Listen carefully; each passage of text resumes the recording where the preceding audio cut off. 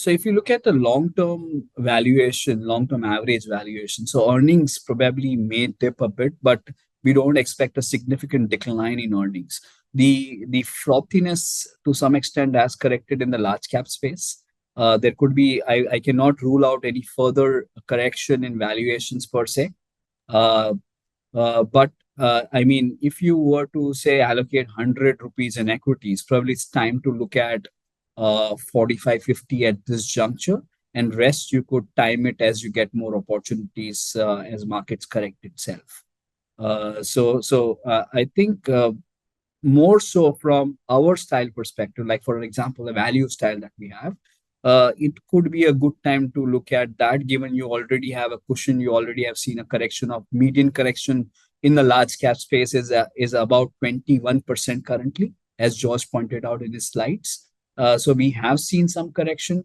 Value as a style has some cushion built in terms of the valuations that we pay for those companies, and hence from that standpoint I think it may agar where to start allocating. If you were to allocate at uh, any point in terms of what if you were to allocate now, then value large cap is a place that you could be in terms of allocation, because that will have little room or lower room for disappointment as opposed to any other space that prevails in the market spectrum today.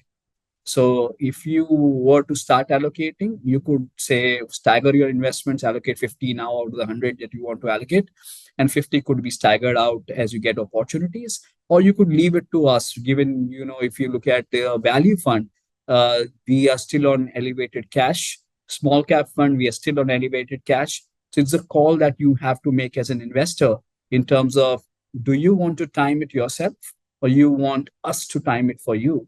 And hence accordingly you can make your choice in terms of your allocation.